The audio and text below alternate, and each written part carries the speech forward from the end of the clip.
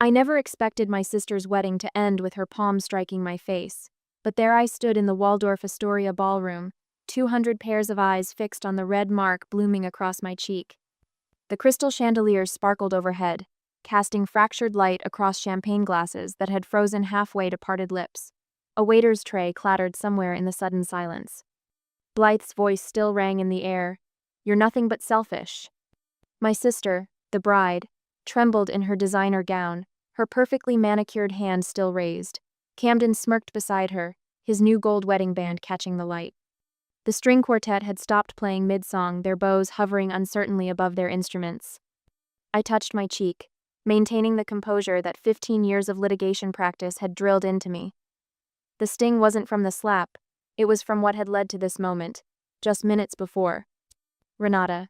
My father had cornered me by the 5-tiered wedding cake, his voice carrying that familiar, patronizing tone. "We need to discuss your penthouse situation." I'd known this was coming. The hints had been dropping for weeks, pointed comments about Blythe and Camden's housing search, remarks about family helping family. "This isn't the time or place," I'd said, scanning the room for an escape route. Mother materialized at his elbow, her champagne glass trembling slightly. "After everything we've done for you, Renata, your sister needs that penthouse to start her real family." The words hit like ice water. My real family. Because apparently my single status at 35 made me less real, less worthy of the home I'd earned through 12 years of 100-hour weeks and sacrificed weekends. "That penthouse," I'd replied carefully, "is the result of my sacrifices. I earned it." "Sacrifices?" Mother's laugh was brittle. "We supported you through law school." "You paid my first semester's tuition," I corrected. "I worked and took loans for the rest, while attending every one of Blythe's emergencies." The memories surfaced unbidden. My law school graduation, empty seats where my parents should have been because Blythe had another anxiety attack. My first major legal victory at 27, celebrating alone because they were at Blythe's therapy session. The day I bought my Gold Coast penthouse, no family there to share my triumph because Blythe needed help moving into her third apartment that year. "Your sister struggles," Father said. "You've always been the strong one." "Strong doesn't mean unlimited." I squared my shoulders. "And this discussion is over."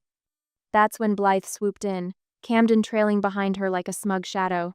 The train of her wedding dress whispered across the marble floor. "They told you?"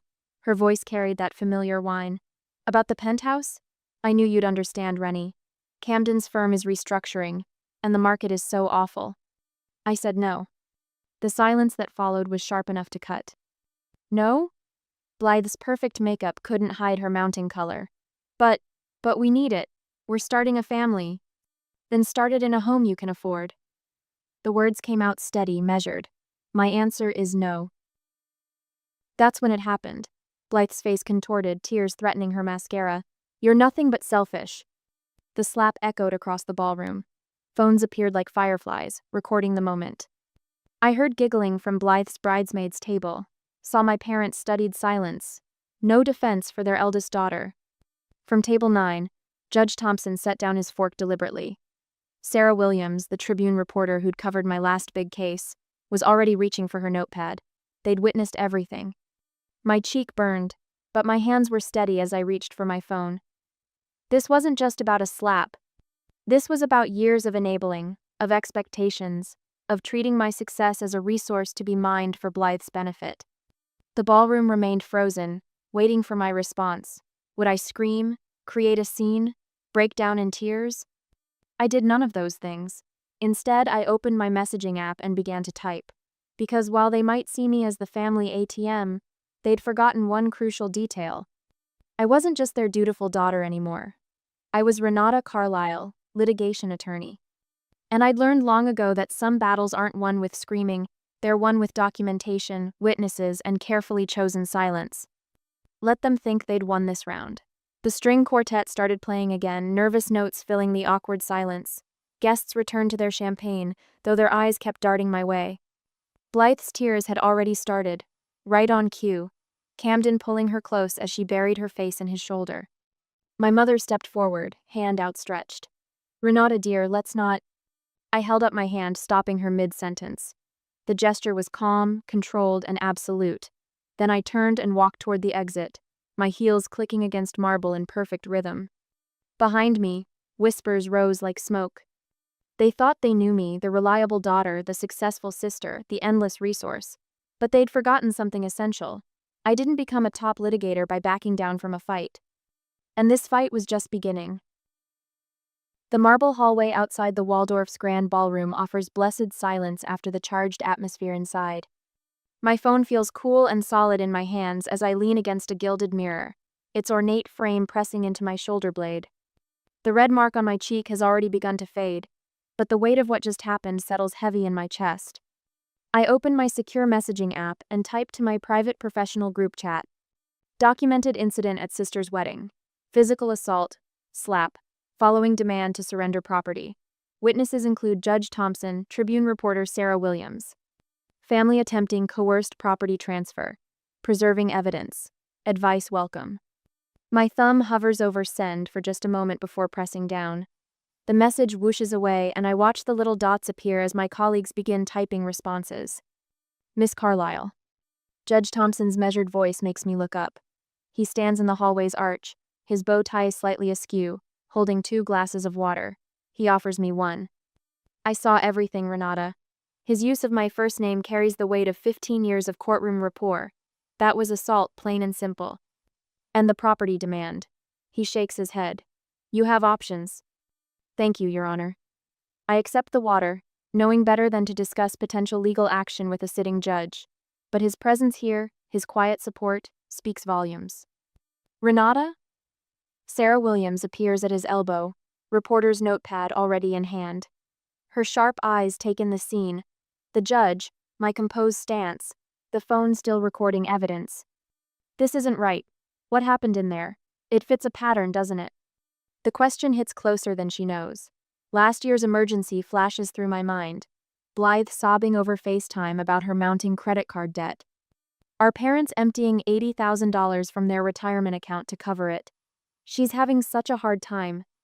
Mother had said when I objected, not everyone can be as financially comfortable as you.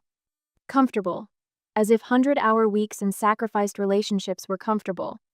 I appreciate your concern, I tell Sarah, my litigation voice smooth and controlled. But I'm not ready to make any statements. She hands me her business card, expensive cardstock between manicured fingers. Some stories need to be told when you're ready. Especially stories about financial abuse in high-achieving families. Before I can respond, the ballroom doors burst open. My father strides out, his tuxedo jacket straining across his shoulders as he plants himself between me and the exit. You're ruining your sister's special day. His voice carries that familiar tone of absolute authority. The same one he used when telling me to skip my law school graduation because Blythe needed someone to help her move. Again. I think, I say carefully, her special day was ruined when she chose violence over respect. Violence? Blythe appears behind him, mascara tracking down her cheeks. You've always been jealous of me, just because you're alone and bitter. That's enough. The words come out sharp enough to cut glass.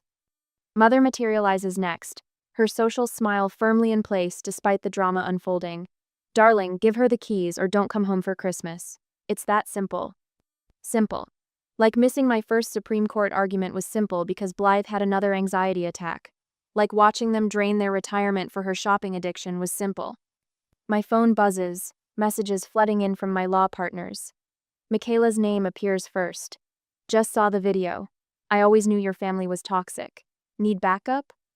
The hallway feels crowded now with witnesses and family, truth and lies, past and present colliding in this gilded space. A notification pops up, the first social media post of the slap already circulating. The timestamp feels like a court exhibit. I'll remember this choice you've made, I tell them, my voice steady. All of you. Then I walk away, my heels clicking against marble like a judge's gavel. Behind me, I hear my mother's intake of breath, my father's frustrated growl, Blythe's theatrical sob. But ahead of me lies the exit, and beyond that, a future where family doesn't mean sacrifice everything, where boundaries aren't seen as betrayal, where my success isn't treated like a community resource to be redistributed at will. My phone keeps buzzing with messages of support. Colleagues offering legal advice, Judge Thompson's quiet advocacy, Sarah Williams' promise to tell the truth when I'm ready. These are the allies I've earned through years of professional integrity, not the family who sees my strength as an excuse for endless taking. In the Waldorf's elegant lobby, I paused to send one final message to my professional group. Proceeding with documentation and strategic response. Will not engage emotionally. This ends now. Because sometimes the strongest response isn't a slap back or a public scene. Sometimes it's simply standing your ground, documenting the truth, and letting consequences unfold naturally. After all, that's what good attorneys do. We build cases, brick by brick, truth by truth, until justice becomes inevitable. In this case, it's just beginning. Sunday morning light streams through my penthouse windows, casting long shadows across the Brazilian cherry floors I chose myself. My phone hasn't stopped buzzing since I left the Waldorf last night, each notification a ripple in what's becoming a social media tsunami. The video plays again on my screen, Blythe's manicured hand connecting with my cheek, the sharp crack echoing through the ballroom's perfect acoustics. Give me the keys to your penthouse. Her voice shrieks, distorted through phone speakers but unmistakable. The timestamp reads 8:47 p.m. I was there. She assaulted her own sister at her wedding. Justice for Renata. Chicago attorney physically attacked for refusing to give away her home. Witnessed this firsthand. Disgusting entitlement from bride and family. The posts multiply like bacteria in a petri dish. My inbox fills with messages from wedding guests, suddenly remembering their moral courage. I totally would have said something, but it happened so fast. Always thought your sister was unstable. Your parents should be ashamed. My voicemail indicator blinks. Blythe's message, timestamped 3 a.m. How could you embarrass me like this? My wedding day, Renata. You've always been jealous because I actually have someone who loves me. Camden says you planned this whole thing to upstage me. Just wait until Daddy hears. Delete. The email from my parents arrives precisely at 9 a.m., as if maintaining proper business hours might lend authority to their demands. Renata. This situation requires immediate correction. Your sister's special day has been irreparably damaged by your dramatic behavior. We expect you to issue a public statement retracting any implications of wrongdoing and apologizing for the misunderstanding. Family loyalty demands nothing less. Mother and father. I close my laptop, but not before catching the notification that justice for Renata is trending in Chicago legal circles. Monday morning brings the first tremors of consequence. Michaela texts me before my first coffee. Blythe's firm put her on administrative leave. Something about conduct unbecoming and viral reputational damage. An hour later, Camden's broker called. Ethics review pending. Apparently attacking family members for their property raises red flags in real estate. The country club president's name appears on my caller ID. Miss Carlyle, I wanted you to know we've had a difficult conversation with your parents. The board has certain expectations about member conduct. My own office line lights up continuously. We saw how you handled that situation, potential clients say. We need an attorney with that kind of integrity. Judge Thompson's secretary emails. His Honor would like to refer the Morrison case to your firm. He specifically requested you as lead counsel. At lunch, Michaela spreads documents across my conference room table, her reading glasses perched on her nose. The assault case is clear-cut. Multiple witnesses, video evidence, prior pattern of financial exploitation. Defamation too, given their public statements. And, I prompt, knowing my friend sees beyond legal strategy. And you're not going to pursue any of it, she removes her glasses. Because you're better than that. But Renata, not pursuing charges doesn't mean pretending it didn't happen. Sarah Williams' email arrives as if on cue. Family entitlement, a modern epidemic. Your story could help others set boundaries. Consider it? I type my response. I won't pursue charges, but I won't recant the truth either. The week unfolds like a carefully orchestrated symphony of consequences. Judge Thompson and his wife invite me to dinner. Small gathering, just a few colleagues who understand professional integrity. 3 new clients specifically reference the incident. We need counsel who stands their ground. My penthouse, the source of so much conflict, feels different now. Each piece of furniture, each carefully chosen artwork, represents not just success, but sanctuary. A space earned through dedication, protected through principle. The family facade begins to crack. A colleague sends me a photo of Blythe and Camden arguing outside their apartment, her designer bag swinging wildly as she gestures. Mother's bridge partner mentions the awkward silence at their weekly game. Father's golf buddies start finding reasons to reschedule their standing tea times. Then comes Mother's text, precisely worded, "Perhaps we should talk. This situation has become uncomfortable." I wait an hour before responding, remembering all the times I rushed to smooth things over, to be the reasonable one. Not this time. I'm available when you're ready to respect my boundaries. All of them. The sun sets on my penthouse, painting the skyline in shades of amber and gold. My phone stays quiet now, the initial storm of reactions settling into something more substantial. Change. Real change, born not from dramatic confrontation but from simply standing still, holding my ground while the world adjusts its axis. Michaela sends one final text before bed. "You good?" I look around my home, my earned, chosen, protected space, and reply, "Better than good. I'm free." Because sometimes winning isn't about the fight. Sometimes it's about remaining steadfast while others face their own reflections in the mirror you've held up. Sometimes justice arrives not through legal action, but through the quiet power of unvarnished truth. And truth, once spoken, has a way of completing its own mission. The morning talk show's soft lighting can't quite mask Blythe's red-rimmed eyes. She perches on the cream-colored sofa, a portrait of wounded innocence in pale blue cashmere. "It was just a terrible misunderstanding," she tells Chicago Am's sympathetic host. "My sister and I have always been close." The stress of the wedding, emotions running high, her voice catches. "I just wanted to share a special moment in our family home." My coffee goes cold as I watch the performance. The show carefully edited out any mention that the family home she wanted to share is my penthouse, purchased with my money, in my name. "Michaela, I don't need to look up when my office door opens." "How bad?" "Your sister's publicist is good," she says, dropping a stack of printouts on my desk. They're spinning it as, "Privileged sister refuses to help struggling newlyweds." But the video's still out there. People remember what they saw. My phone buzzes. Another text from an unknown number. "Heartless bitch. Hope you're happy destroying your family." Delete. The intercom chirps. "Miss Carlyle? Your parents are here. They don't have an appointment, but..." "Tell them I'm in depositions all day." The lie slides out smoothly. "And Sarah, please remember, no unscheduled visitors, family or otherwise." "Yes, ma'am." A pause. "They're saying it's about a family emergency?" "The emergency is that their usual tactics aren't working," Michaela mutters. I straighten papers that don't need straightening. "The same response, Sarah, thank you." Through my office window, I watch them leave the building. Mother's Hermes scarf flutters in the wind, father's shoulders rigid with familiar disapproval.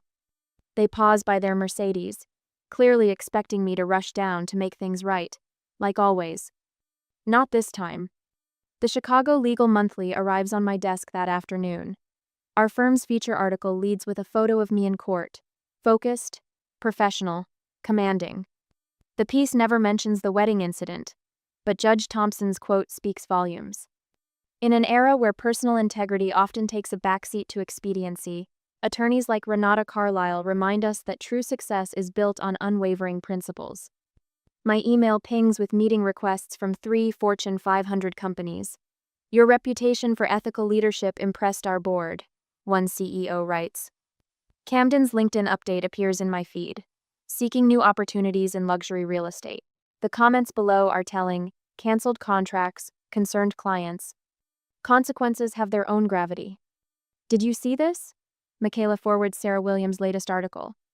The headline reads, "Family entitlement in the age of accountability, when because we're family isn't enough." I scan the piece, noting its careful balance. No names, but the message is clear. Boundaries matter regardless of blood ties. Mother's text arrives during dinner. "We've found an excellent family therapist. Dr. Harrison has helped many families heal these kinds of rifts. Tuesday at 2? I set down my fork, considering. Their chosen therapist, their chosen time, their chosen narrative. The pattern continues. "Ren?" Blythe's number appears on my phone. "Please, my marriage is falling apart. Camden's so angry. If we could just stay in your guest room for a while." "No," The word comes out soft but absolute. Just until things settle. We wouldn't be in your way. You're never even home. The answer is no, Blythe. Not temporarily, not partially, not at all. Why are you being so cold? We're family. Yes, we are. And family should respect boundaries. She sniffs. Mother says you're just being stubborn. If you really loved us. I do love you, I interrupt, surprising us both with the truth of it. But I won't set myself on fire to keep you warm. The line goes quiet, then. That's very rehearsed. Very lawyer-like. It's very honest. And it's final. Later, I draft my response to Mother's therapy invitation. I appreciate the gesture, but I won't attend therapy designed to make me more compliant. When you're ready to discuss mutual respect and genuine boundaries, I know an excellent counselor who specializes in family dynamics. She has no connection to our social circle and no preconceptions about our situation. I'm willing to rebuild bridges, but not at the expense of my self-respect. The choice is yours. Send. My phone stays silent after that. Through the penthouse windows, Chicago's lights glitter like scattered diamonds. Each one represents a choice. Thousands of people making thousands of decisions about who they are, what they'll accept, how they'll live. Michaela texts. Speaking at the Women in Law conference next month. They specifically requested you as co-presenter. Topic: Professional integrity in personal conflicts. I smile, remembering all the times I thought strength meant fighting. Now I know better. Sometimes strength is simply standing still, letting the truth do its work while you tend your own garden. I'm in, I reply, watching a plane's lights trace a steady path across the night sky. Like that pilot, I know my course now. Let the turbulence come. I am my own true north. Le Petit Jardin's soft lighting bathes the private dining room in amber warmth. I've celebrated countless victories here, making partner, winning impossible cases, closing career-defining deals. The irony isn't lost on me that my family would choose this space for their final stand. Miss Carlyle, your party has arrived? Antoine murmurs, his professional mask slipping just enough to show concern. They're requesting the Bordeaux you usually order for special occasions. Thank you, Antoine. Please hold off on the wine for now. They file in like actors taking their marks. Mother leading with practiced grace, father's hand at her elbow, Blythe dabbing artfully at her eyes. The surprise is grandmother Carlyle, moving deliberately with her carved mahogany cane. Really, Renata? Mother adjusts her pearls. Making your grandmother come all this way? I didn't make anyone come anywhere. I butter a piece of bread, maintaining the rhythm of my usual Thursday dinner. In fact, I don't recall extending any invitations. Because you're avoiding us. Blythe drops into the chair across from me, her entrance perfectly timed with Camden's arrival. We had to do something. I take another bite of bread. Wait. Sweetheart. Father leans forward, his CEO voice in full effect. We know you're upset, but this situation has gone far enough. You're hurting the family. The family is hurting itself, grandmother says quietly, easing into her seat. Her eyes meet mine, sharp as ever. Mother, please. Father's jaw tightens. We're trying to resolve this reasonably. Camden places a leather portfolio on the table. I had my friend Jason draw these up. He's brilliant with real estate law. It's a fair compromise.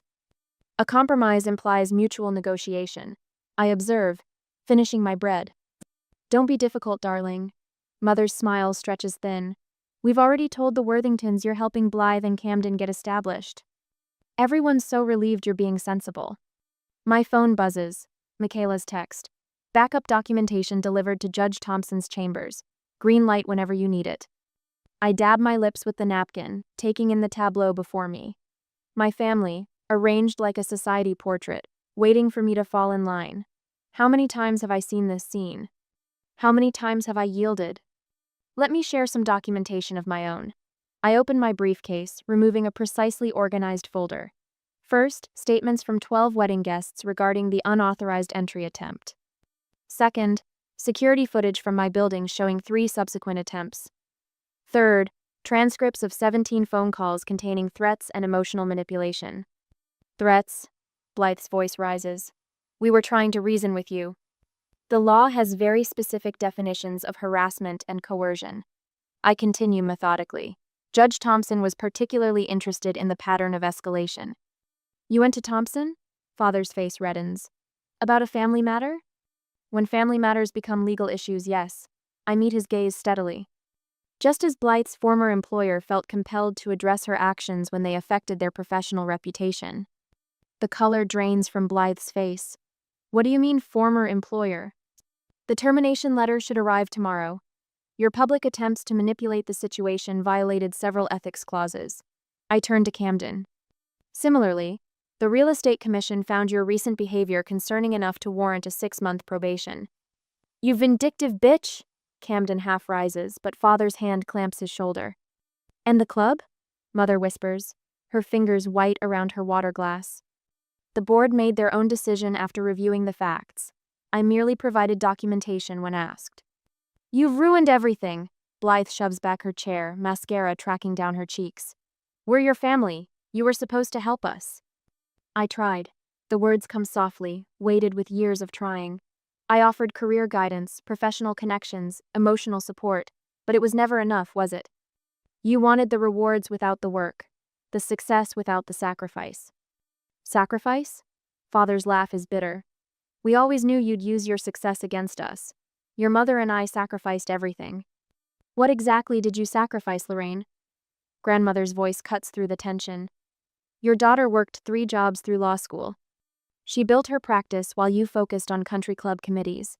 Arthur, you refused to co-sign her first apartment lease because it might impact your credit. Mother's lips tremble. We gave her every advantage. You gave her expectations. Grandmother's cane taps once, decisive. Renata gave her self-determination. There's a difference. I stand, gathering my things with practiced efficiency. My door remains open when you're ready to respect who I am. Not who you need me to be, not who you wish I was. Who I am. Renata. Blythe's voice cracks. Please. I do love you, I say, echoing our last conversation. But love without respect isn't love at all. It's just another form of control. The evening air carries the first hint of autumn when I step outside. Antoine appears with my coat, his quiet bonne soirée, carrying a note of approval. My phone lights up with grandmother's text. You did well, child. Some bridges need burning so better ones can be built. Behind me I hear Blythe's sobs, mother's protests, father's angry commands. But they sound distant now, like echoes from another life. Ahead, the city stretches out, full of possibilities built on truth rather than obligation. I flag down a taxi, giving my office address. There's a brief to finish, justice to be served in measured words and careful arguments. The work sustains me, as it always has. Some might call it cold justice, this careful documentation of consequences. But true justice isn't about temperature. It's about balance, about restoration, about making space for something real to grow from the ashes of comfortable lies. The taxi pulls away from the curb, leaving my family's carefully constructed reality crumbling in my wake. Sometimes love looks like walking away. Sometimes strength means letting the truth do its work, even when truth feels like betrayal to those who've built their lives on denial. I am my grandmother's granddaughter after all. Some lessons skip a generation to find their true heir. Spring sunlight streams through the floor-to-ceiling windows of my penthouse, catching on the new art pieces I've carefully selected. Gone are mother's insisted upon pastels and Blythe's scattered attempts at bohemian chic. The space breathes now, clean lines and rich textures reflecting the person I've always been beneath the careful compromise. The transformation is remarkable, Judge Thompson observes, accepting a glass of wine from his wife, Helen, though I must say, the host remains the most improved element. Robert, Helen chides gently but she's smiling. Though he's right, Renata, you seem lighter. The dinner party flows around my expansive dining table, a handcrafted piece that replaced the family heirloom I finally returned to my parents' keeping. Michaela catches my eye from where she's describing her latest case to Sarah Williams, whose series on family financial boundaries earned her the Midwest Journalism Award last month. Speaking of lighter, Sarah says, "Have you seen the photos from your parents' estate sale? The country club set is buzzing about their downsizing journey." I haven't. I arranged the last place setting, each element precise. Grandmother mentioned they found a condo that suits their new circumstances. The unspoken truth hangs in the air.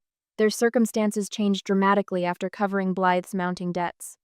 Camden's real estate license suspension led to their separation 3 months ago. Last I heard, she'd moved back home, still insisting the world owed her better. Your grandmother's quite something, Helen says warmly. The way she stood up at the Bar Association dinner last week to introduce you. My granddaughter, the attorney, Michaela quotes, mimicking grandmother's proud tone. Simple, elegant, true. Truth has a way of being all three. I adjust a wayward fork, though it took years of therapy to understand that. The doorbell chimes, right on time, as always. Grandmother's Sunday visits have become a cherished ritual, her carved cane tapping a steady rhythm as Antoine, who now manages my private events, helps her with her coat. Everyone's speaking of your Thompson case, she announces, settling into her usual seat. 3 generations of women finally free to build their own legacies, thanks to your work. They did the hard part. I pour her preferred tea into the cup I keep just for her. I just help them understand their rights. Rights and responsibilities. Judge Thompson adds, the balance you strike in your practice is remarkable, Renata. It's why the Ethics Board selected you for this year's Distinguished Service Award. The conversation shifts to next week's ceremony, but my mind drifts to the speech I've prepared.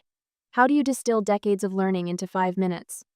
How do you explain that sometimes the greatest service is saying no? Later, after the guests have gone and grandmother's driver has collected her, I stand on my balcony overlooking the city lights. The spring air carries possibility, so different from the weight of expectations that used to press against my shoulders. My phone buzzes, mother's weekly attempt at contact. The messages vacillate between guilt and anger, each one proving why my boundaries must stand. I send it to voicemail, adding another brick to the wall of my peace. In my home office, once a guest room kept ready for Blythe's dramatic midnight arrivals, I review applications for the first-generation legal scholars program I've established. Young women whose families don't understand their drive, their refusal to settle for less than they've earned. In their letters, I see echoes of my own journey. Success isn't measured by what we give up to please others. I practice softly, testing the words for my upcoming speech, but by the integrity with which we live our truth. The words feel right, earned through every difficult no, every careful documentation of crossing boundaries, every therapy session unpacking the difference between love and control. I think of the young attorneys I mentor now, teaching them to recognize the subtle manipulation tactics I once mistook for family devotion. My desk holds a new photo, grandmother and me at last month's Women's Shelter fundraiser, both of us looking directly at the camera, spines straight, smiles genuine. Beside it sits the key to my penthouse, no longer a point of contention but a symbol of sovereignty. The city stretches out below, a tapestry of lights and shadows. Somewhere out there, Blythe is likely plotting her next attempt at financial resurrection. Mother is probably at her smaller dining table, polishing silver that no longer impresses her reduced social circle. Father, I hear, spends long hours at his club, though his membership has been quietly downgraded. But their stories are no longer mine to manage. My piece was purchased at full price, paid in the currency of unwavering boundaries and unflinching truth. Some might call it cold, this careful distance I maintain. But there's warmth in authenticity, heat in the friction of growth. Tomorrow, I'll meet with another young lawyer struggling to balance family expectations with professional integrity. I'll share what I've learned, that family isn't defined by who shares your DNA, but by who respects your dignity. That love without boundaries isn't love at all, it's consumption. The night air carries the scent of blooming trees from the park below. Spring in Chicago always feels like a rebellion, life pushing through concrete with stubborn determination. I've become like those trees, my roots breaking through the foundations of family mythology to find solid ground. What would you say? I whisper to the city lights. To the person watching who feels trapped by family obligations, who measures their worth in others' approval. The answer comes in grandmother's voice, sharp with wisdom. Tell them that dignity, once reclaimed, grows stronger than guilt. Tell them that truth, however painful, nourishes deeper roots than comfortable lies. I close my balcony door, securing it with the same quiet certainty I now bring to all my boundaries. Inside, my home reflects the woman I've become, strong, certain, serene. The woman who finally understood that some bridges, once burned, light the way to better shores. A text from Michaela lights up my phone. Speech draft approved by committee. You're opening the conference. I smile, settling into my favorite chair with my laptop. There's work to do, justice to dispense, boundaries to maintain. The path forward is clear now, marked not by family expectations but by the steady light of self-respect. Some might call it a lonely path, this choice to prioritize truth over tradition, respect over relation. But as I look around my peaceful home, filled with the evidence of authentic achievement and genuine connections, I know better. This isn't loneliness, this is sovereignty. And it was worth every difficult step of the journey.